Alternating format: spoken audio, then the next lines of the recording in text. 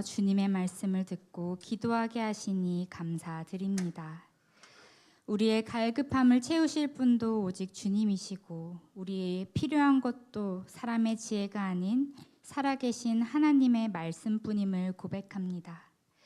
이 시간 선포되는 말씀이 우리 안에 살아 역사하게 하시고 그저 듣고 끝나는 시간이 아니라 들은 대로 살아가는 우리가 되게 하여 주시옵소서.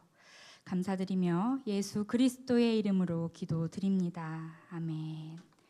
오늘은 광고가 2개 있습니다. 첫 번째 광고는 다음 주 금요일 5월 1일인데요. 다음 주 금요일은 금요 성령 기도회가 없습니다. 꼭 기억해 주시고 그 다음 주부터 다시 성령 금요 기도회로 모이도록 하겠습니다. 두 번째는 내일 꿈잔치가 있습니다. 그래서 본당 의자를 정리해야 하는데요. 개인 기도는 그래서 9시까지만 해주시고 돌아가 주시면 9시부터는 본당 의자 정리를 하도록 하겠습니다.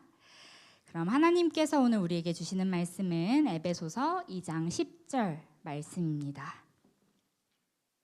하나님께서 오늘 우리에게 주시는 말씀은 에베소서 2장 10절 말씀입니다.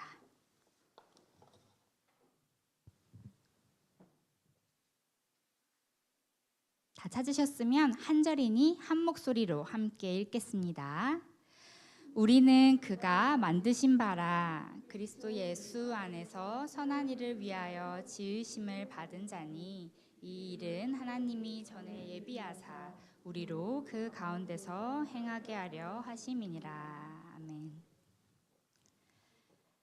여러분은 스스로를 어떻게 생각하며 살아가고 계십니까? 자존감이 스스로 높은 편이라고 생각하시나요? 아니면 자존감이 조금 낮은 편이라고 생각하며 사시나요? 나 정도면 그래도 좀 괜찮지, 이 정도면 훌륭하지 이렇게 생각하시는 분들도 계실 것 같고 나는 내 기준에 조금 못 미치는 것 같아. 나의 재정도, 나의 배우자도, 나의 자녀들도 왜 이렇게 나의 기준에 미치지 못할까? 이렇게 생각하시는 분들도 계실지 모르겠습니다. 자존감이란 말은 자존중감이라는 말의 줄임말인데요. 자기 자신을 존중하고 가치 있는 존재로 여기며 있는 그대로의 자신을 받아들이는 긍정적인 감정과 태도를 가리킵니다. 더 단순하게 표현을 한다면 자기 자신을 사랑하는 마음이라고 할 수 있습니다. 이 자존감은 대부분 어린 시절에 형성이 됩니다. 그래서 양육자와의 관계 그리고 자라면서 겪는 경험들이 자존감 형성에 커다란 영향을 미칩니다. 특히 부정적인 경험, 누군가에게 받은 상처의 말, 비교당했던 기억, 사회적 낙인이나 따돌림과 같은 경험들은 어린 마음에 깊게 새겨져서 어른이 되어서까지 성격과 행동에 영향을 미치게 됩니다. 그렇다면 자존감이 낮은 것은 어떤 부정적인 결과를 가져올까요? 자존감이 낮은 사람은 자기 자신을 사랑하기가 어렵습니다. 타인의 평가에 지나치게 민감해지고 끊임없이 다른 사람과 자신의 삶을 비교하면서 열등감 속에 살아가기 때문입니다. 그런데 생각을 해보자면 인간이라면 비교하지 않고 살아가는 사람이 과연 있을까 싶기는 합니다. 아마 없겠지만 그래도 그 비교의 정도 차이가 있을 것 같아요. 나의 배우자나 나의 자녀, 나의 부모, 직장, 학력, 차, 가방, 아파트, 심지어 우리 집 냉장고와 옆집 냉장고까지도 비교하지 않을까요? 이렇게 비교할 뿐만 아니라 나만의 기준을 세우고 그 기준에 미치지 못하는 자신을 보면서 스스로를 탓하거나 스스로를 깎아내리기도 합니다. 남들보다 나의 능력이 뛰어나지 못한 것 같고 성격도 남들보다 별로인 것 같고 남들보다 출발선도 다르고 삶이 뒤처지는 것만 같습니다. 그리고 사람들의 말 한마디에 너무 쉽게 흔들리는 나의 모습을 보게 됩니다. 사실 나만 좋으면 그만인 건데 누군가 그거 별로인 것 같아 이렇게 한마디를 하면 금세 그 말 한마디에 갇혀버리는 나를 발견하게 되는데요. 이렇게 우리는 비교에 시달리고 사람들의 말에 휘둘리다가 결국 나를 사랑하지 못한 채 살아가기도 합니다. 이건 사람들의 이야기이기도 하지만 사실 저도 오랫동안 그렇게 살아왔습니다. 저는 태어날 때부터 아토피가 굉장히 심했습니다. 지금은 아토피가 거의 다 나았는데요. 어렸을 때는 굉장히 아토피가 심했어요. 그래서 막 태어난 저를 보면서 어머니가 자기 탓 같아서 너무너무 속상하셨다고 그랬습니다. 그래서 늘 밤만 되면 저는 간지러워서 잠을 늘 설쳤고 항상 이 팔과 다리, 목처럼 이렇게 접히는 부분에서 피가 나고 진물이 흘렀는데요. 여름이 되면 이제 옷이 짧아지니까 친구들에게 이 딱지가 지고 진물이 난 그 팔과 다리를 보이는 게 너무 창피한 거예요. 그래서 어머니는 그런 제가 너무 안쓰러워서 안 해보신 게 없었습니다. 좋다는 걸 다 발라보기도 하고 심지어는 한약까지도 구해서 막 몸에 발라본 적도 있어요. 그리고 밤에 몸을 긁지 못하게 손을 붕대로 감기도 했습니다. 그러다가 결국 마지막엔 병원의 처방을 따라 어떤 아토피 약을 꾸준히 먹고 바르게 되었습니다. 그런데 그때부터 제가 짧은 시간 동안 살이 되게 급격하게 찌기 시작했어요. 사실 제가 아기 때부터 되게 통통했던 게 아니거든요. 어렸을 때 사진을 보면 굉장히 입도 짧고 뼈말라 어린이였어요. 그런데 그 아토피 약을 꾸준히 복용한 다음부터 살이 굉장히 급격하게 쪘고 중학교 시절에는 제가 키가 155 정도의 키였는데 몸무게가 66kg까지 쪘습니다. 나중에 엄마와 같은 교회를 다니던 한 의사 집사님이 알려주셨는데 제가 오랫동안 먹고 발랐던 그 아토피 약이 몸을 붓게 만들고 살이 찌게 한다고 그게 부작용이라고 말씀을 해주시더라고요. 그래서 엄마가 그 이야기를 듣고 놀라서 약을 즉시 끊었는데 이미 너무 오랜 시간 그 약을 복용해서 이미 몸이 붓고 살이 쪄버린 후였습니다. 사실 외모에 굉장히 예민한 청소년기에 살이 많이 찐다는 것은 제 자존감이 낮아지기에 충분했습니다. 저의 겉모습과 살에 대해서 남자아이들에게 한마디라도 듣는 날이면 저는 굉장히 위축이 됐고 점점 외모에 대한 자신감을 잃어갔습니다. 더구나 저는 군인의 딸이었기 때문에 늘 전방으로 이사를 다녔는데요. 저는 초등학교 때만 6번을 이사를 다녔습니다. 그래서 자존감이 낮아지고 있던 시기에 이렇게 잦은 이사는 저를 더 힘들게 만들었습니다. 매번 이제 적응을 하고 친구들과 친해질 때쯤이면 또다시 이사를 가고 새로운 곳에 가서 또다시 새로운 친구를 사귀어야 한다는 건 어마어마한 스트레스로 저에게 다가왔어요. 그래서 저는 그 스트레스에서 회피하기 위해 제가 선택했던 그 회피의 물건은 책이었습니다. 좀 의아해 하실 수 있거든요. 근데 왜 책이었냐? 제가 딱 그 자리에 가면 아이들이 우르르 옵니다. 왜냐하면 항상 학기 중간에 가서 아이들은 이미 다 친해진 후잖아요. 얘들아, 전학생이 왔대. 그러면 우르르서 어디 쟤래 막 이런데 제가 시선을 줄 곳도 없고 아이들이 막 저를 쳐다보고 있는데 너무 민망하잖아요. 그러니까 이렇게 책에 시선을 두고 있으면 아이들을 쳐다보지 않아도 되고 뭔가 좀 특별해 보이잖아요. 책을 보고 있으면. 그래서 제가 선택한 게 바로 그 떨림도 숨기고 뭔가 특별해 보이고 어쨌든 저를 방어하기 위한 수단이 책이었어요. 그래서 저는 항상 그렇게 책을 들고 다녔습니다. 심지어는 복도를 걸어 다닐 때도 책을 이렇게 읽으면서 복도를 걸어 다녔어요. 그래서 아버지는 육군이었기 때문에 철원이나 원통처럼 이 북쪽의 그 시골 지방으로만 제가 이사를 다녔는데요. 물론 철원이나 원통도 시내로 나가면 나름 번화한 곳들이 있었지만 제가 살던 관사의 주변에는 뒤에는 산이고 앞에는 논밖에 없는 엄청난 촌동네였습니다. 그래서 주위에는 괜찮은 영어 학원이나 수학 학원이 전혀 없었습니다.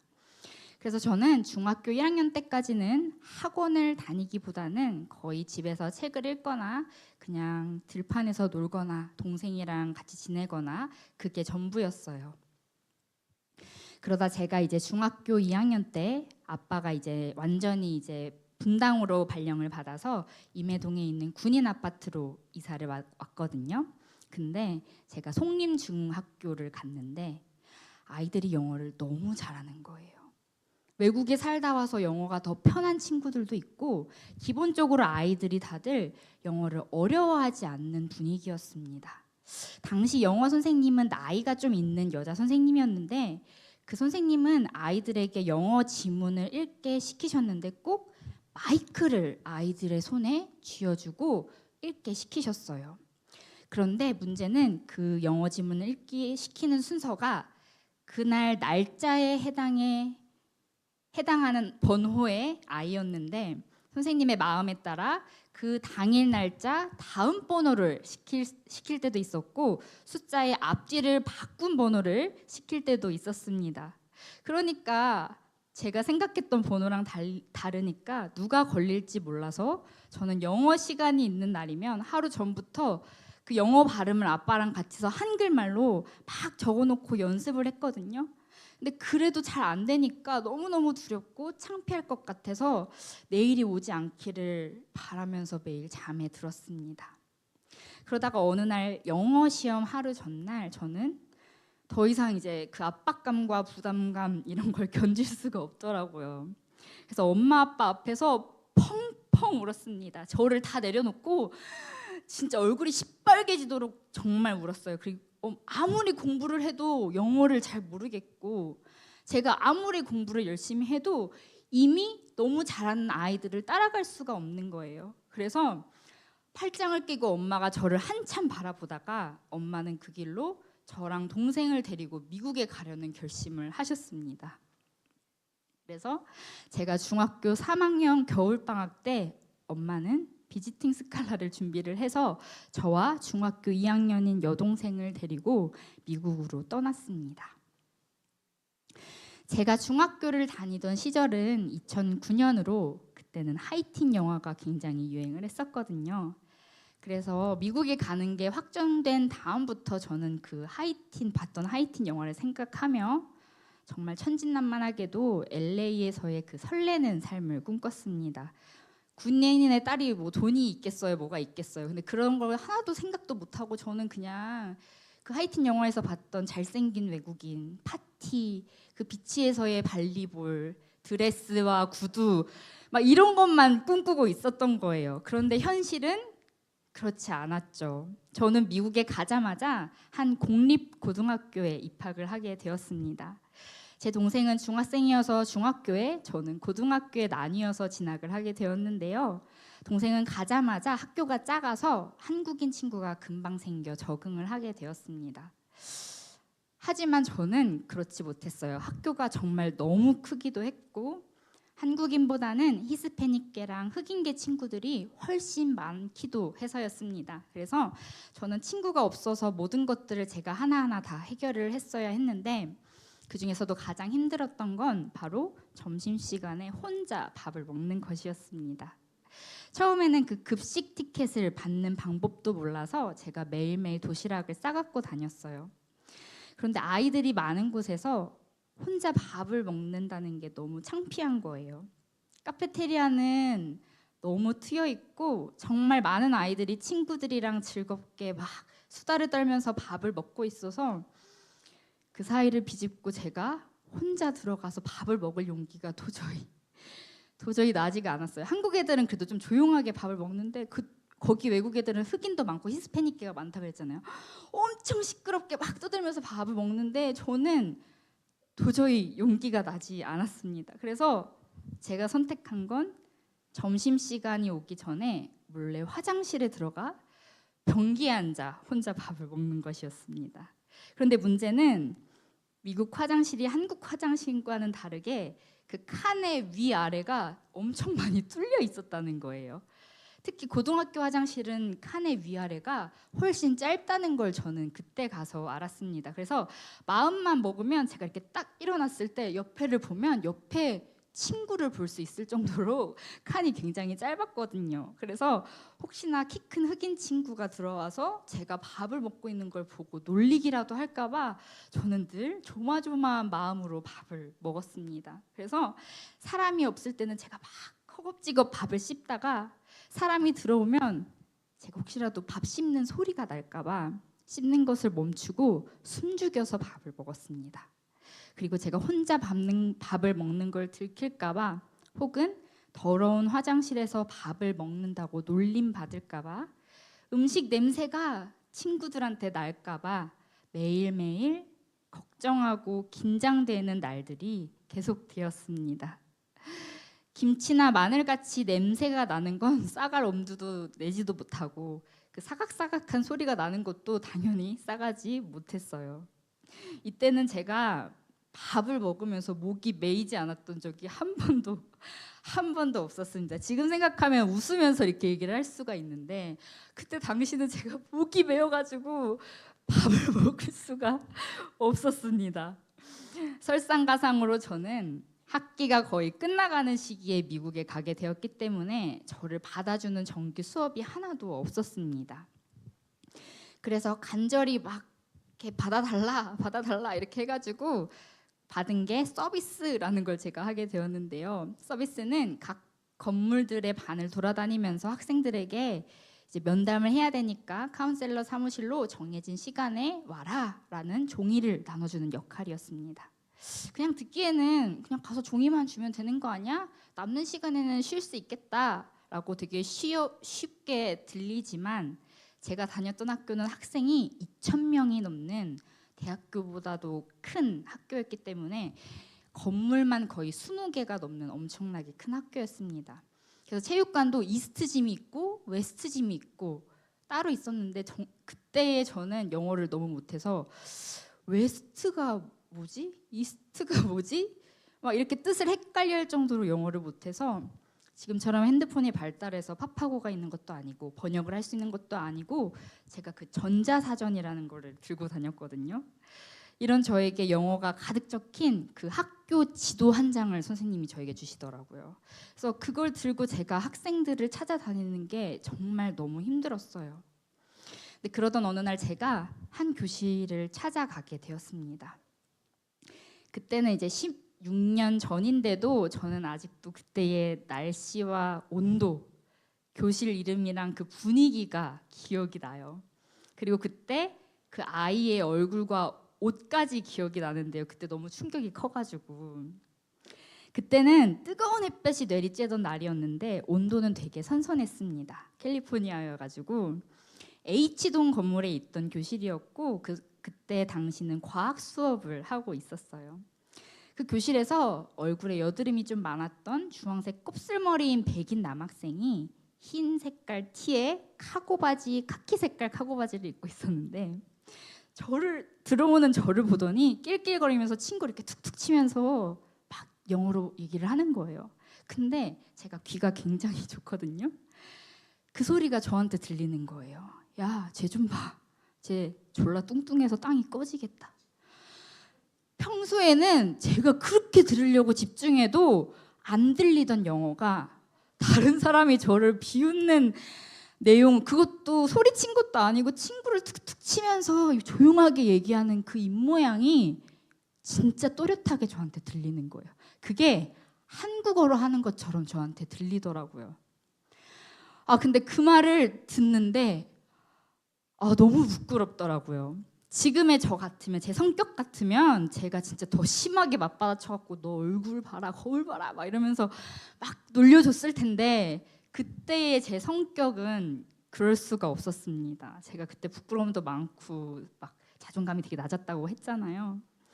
그래서 저는 선생님께 종이만 건네고 급하게 교실을 뛰쳐나와서 화장실을 찾았는데 하필이면 처음 갔던 동이어서 화장실도 한참을 걸려서 찾아서 들어갔어요.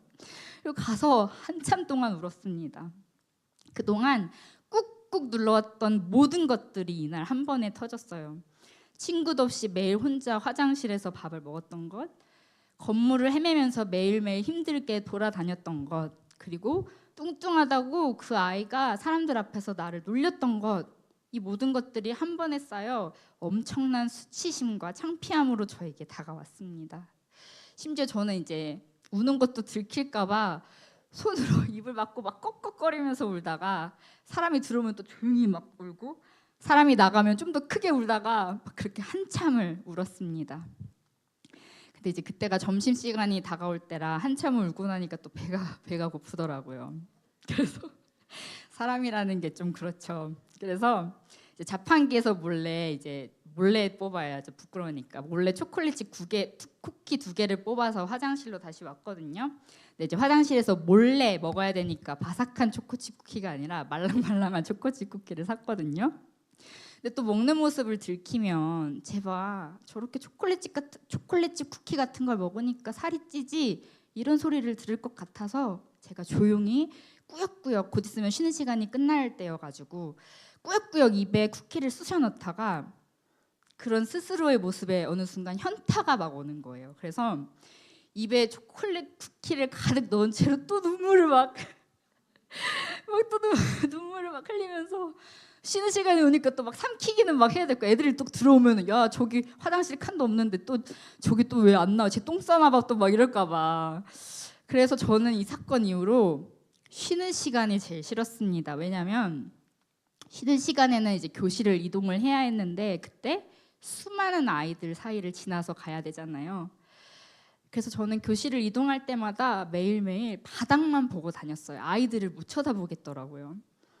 아이들이 뒤에서 저보고 쟤 뚱뚱한 것 봐, 쟤 못생긴 것 봐 이렇게 수근거리면서 비웃는 것만 같았어요.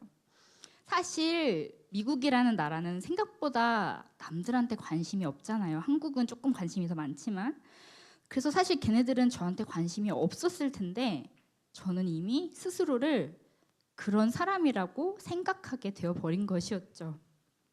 근데 이런 얘기만 들으면 이제 너무 마음 짠하실까봐 좋은 얘기도 갖고 왔는데 물론 미국에서의 삶이 처음부터 끝까지 다 이랬던 건 절대 아니고요. 처음에만 이랬고 나중에는 정말 좋은 친구들도 많이 사귀고 영어도 잘하게 되면서 인생에서 다시는 없을 정말 행복하고 꿈만 같은 시간을 보냈습니다.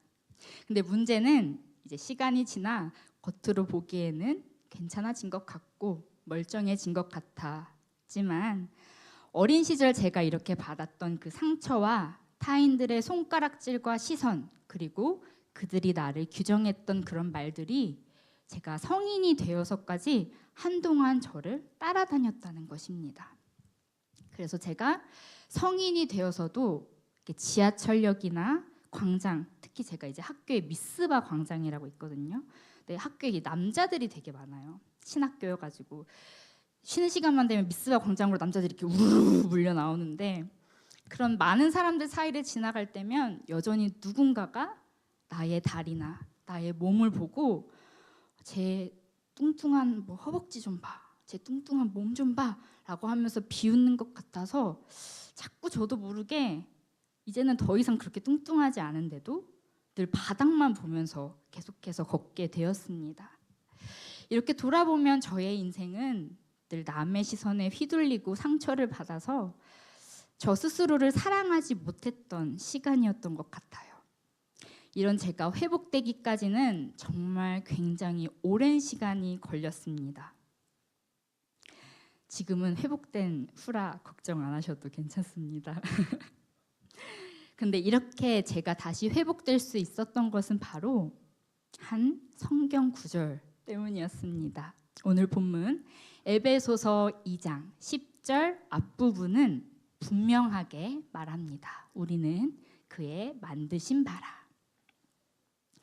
여기서 만드신 바로 번역된 헬라어 포이에마는 생산품, 제조품, 작품이라는 의미를 가지고 있습니다.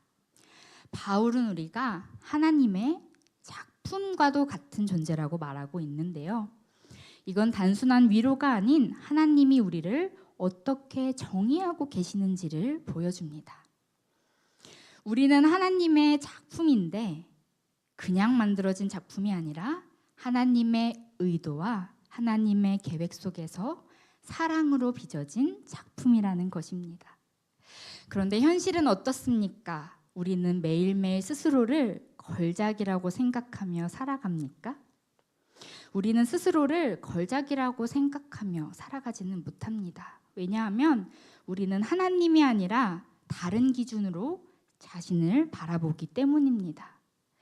세상의 기준, 성공의 기준, 다른 사람들의 시선이나 과거의 상처, 나 스스로의 판단, 우리는 그런 것들을 기준 삼아 스스로를 평가합니다. 그래서 나의 좋은 점들보다는 나의 단점들을 보며 스스로를 사랑하지 못합니다. 그렇다면 우리는 하나님의 작품이라는 이 분명한 말씀을 보고도 왜 마음으로는 믿지 못하는 것일까요? 왜 우리는 하나님의 음성보다는 사람들의 평가에 그리고 자기 자신의 기준에 더 쉽게 귀를 기울이는 것일까요? 그 이유는 우리의 문제가 단지 나의 자존감의 문제가 아니라 더 깊은 곳에 있기 때문입니다.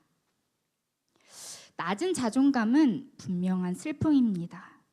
낮은 자존감은 어린 시절의 상처에서 비롯되고 부모의 사랑이 결핍되었던 자리이며 누군가에게 받았던 평가의 말이 만들어낸 것이기 때문입니다.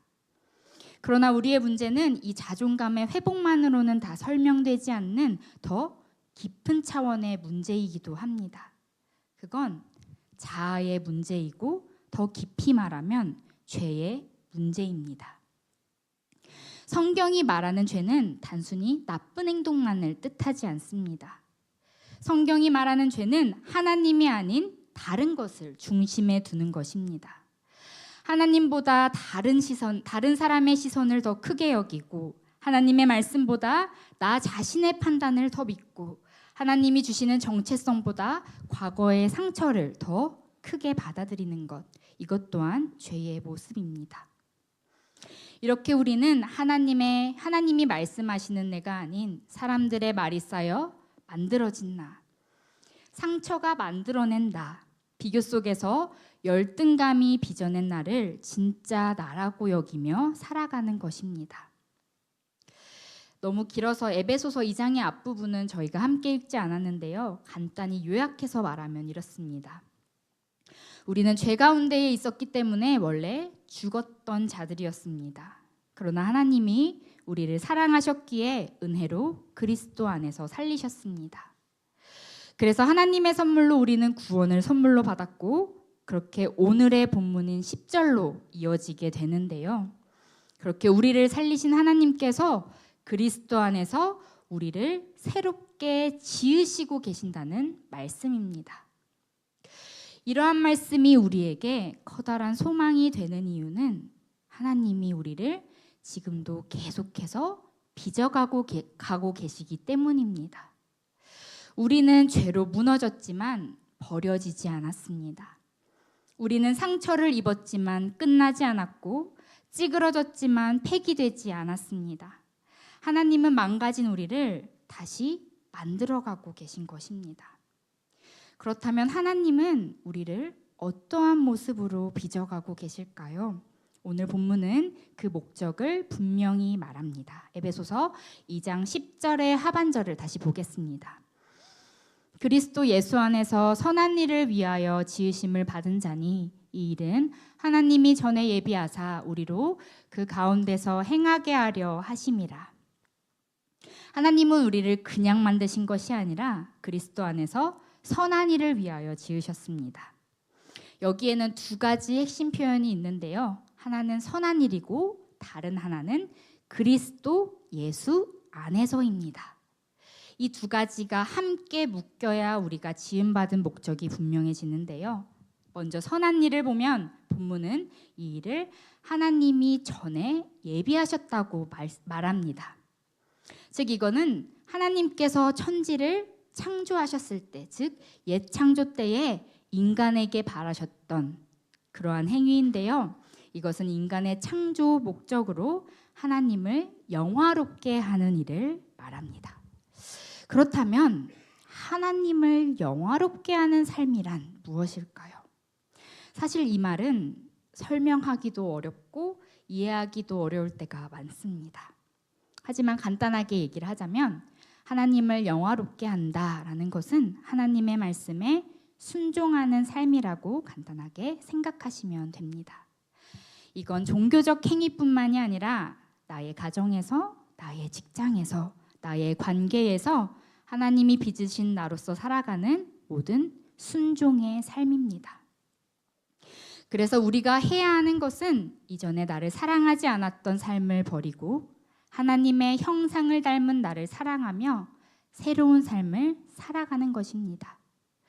이전에 죄된 자를 살던 모습을 떠나서 하나님이 빚으신 새로운 사람으로 살아가는 것입니다. 하나님이 빚으신 나를 사랑하고 그 사랑 안에서 다시 일어서는 것, 그것이 하나님께서 우리에게 행하기를 원하시는 일입니다. 그리고 이러한 자기 사랑은 결코 나에게서 끝나는 것이 아닙니다. 떡도 먹어본 놈이 먹는다라는 속담이 있죠. 사랑도 받아본 놈이 줄 수 있습니다. 자기 자신을 미워하는 사람은 다른 사람도 진정으로 사랑할 수가 없습니다. 왜냐하면 나를 정죄하던 시선은 다른 사람에게도 정죄의 시선만을 던지기 때문입니다.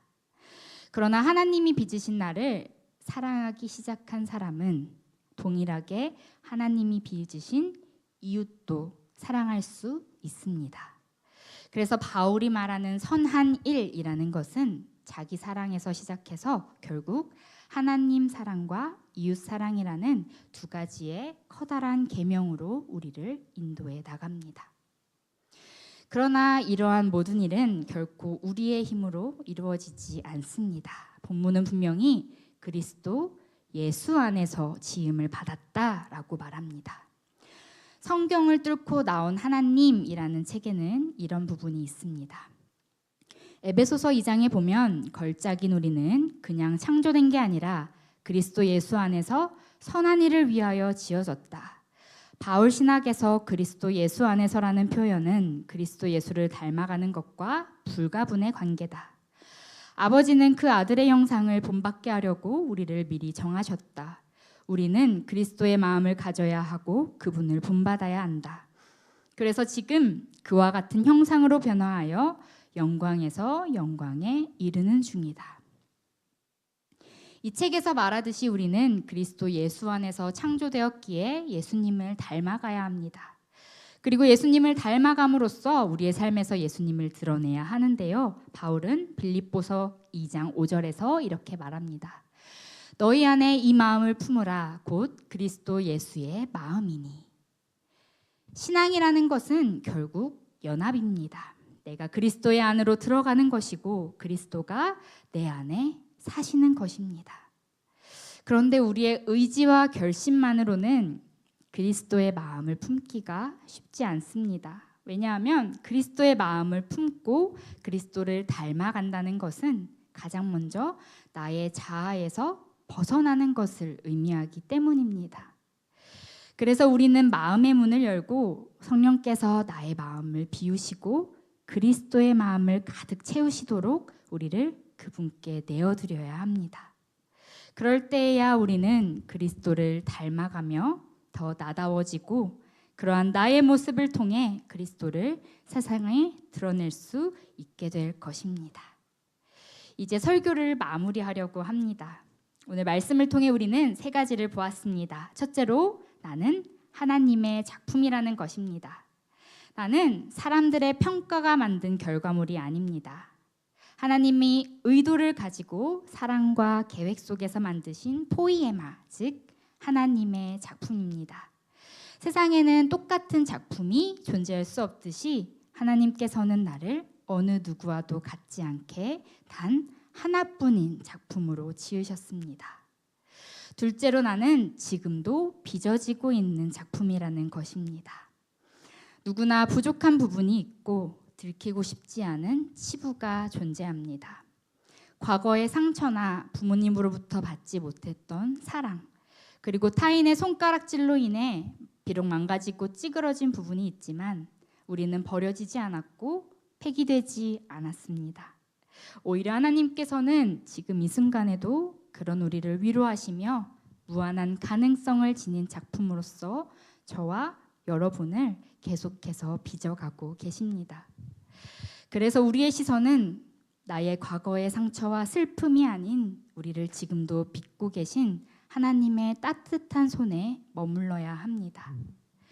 마지막으로 나는 그리스도를 드러내기 위해 지음받은 사람이라는 것입니다. 하나님이 나를 빚으시는 목적은 분명합니다. 그것은 나의 삶을 통해 예수 그리스도가 드러나는 것입니다. 그래서 우리가 나의 자아를 비우고 나의 모든 것을 다 넘겨드릴 때에 그곳에는 그리스도로 충만하며 비로소 우리는 각자의 고유한 방식으로 가장 나다운 모습이 될 것입니다. 이 자리에도 저처럼 과거의 상처 때문에 아직도 힘들고 사람들의 시선 앞에서 자꾸 작아지며 스스로를 사랑하기가 어려운 분들이 계시지는 않습니까? 하나님께서는 오늘 그런 우리에게 이렇게 말씀하십니다. 너는 나의 하나뿐인 멋진 작품이란다. 또한 나 정도면 괜찮아, 이 정도면 됐지 라고 자신해 오던 분들도 이곳에 계실 수도 있겠는데요. 만약 계시다면 오늘은 나의 자신감이 아니라 우리를 빚으신 하나님의 손길 앞에 다시 서는 시간이 되시기를 소망합니다. 왜냐하면 우리의 정체성은 우리의 자신감에 있지도 않고 우리의 부족함에 있지도 않기 때문입니다. 그러니 더 이상 세상의 기준으로, 과거의 상처로, 사람들의 말로 자신을 판단하거나 자신을 정의하지 마십시오. 오직 하나님께서 말씀하시는 나를 붙들고 그리스도 안에서 새롭게 지어지고 있는 나를 붙들고 나의 삶으로 예수 그리스도를 드러내시기를 바랍니다. 그럴 때에 우리의 삶은 가장 아름답게 빛날 것입니다. 다른 이들의 시선과 상처로 오랜 시간 바닥만 보며 걸었던 저를 다시 일으켜 세우시고 다시 사랑하게 하시는 하나님께서 오늘 여러분에게도 동일하게 손을 내미십니다. 이 시간 그 손을 잡고 그리스도를 품고 살아가는 저와 여러분이 되시기를 간절히 소망합니다. 기도하겠습니다. 하나님, 오늘도 말씀으로 우리를 만나주셔서 정말로 감사드립니다. 주님, 나의 부족함과 연약함에도 불구하고 나를 하나뿐인 작품이라 불러주시는 그 따뜻한 음성 앞에서 다른 이들의 시선과 나의 상처를 모두 내려놓습니다. 내려놓고 비운 만큼 지금도 우리를 빚으시는 주님의 손길을 더 크게 느끼게 하시고 모든 것이 주님의 은혜임을 기억하며 살아가게 하여 주시옵소서. 이제는 나를 비우고 그곳에 오직 그리스도로 가득 채우기를 소망합니다. 주님을 마음에 품고 오직 그리스도로 충만한 삶을 살아가며 그리스도를 드러내는 우리 모두가 되게 하여 주시옵소서. 감사드리며 예수님의 이름으로 기도드립니다. 아멘.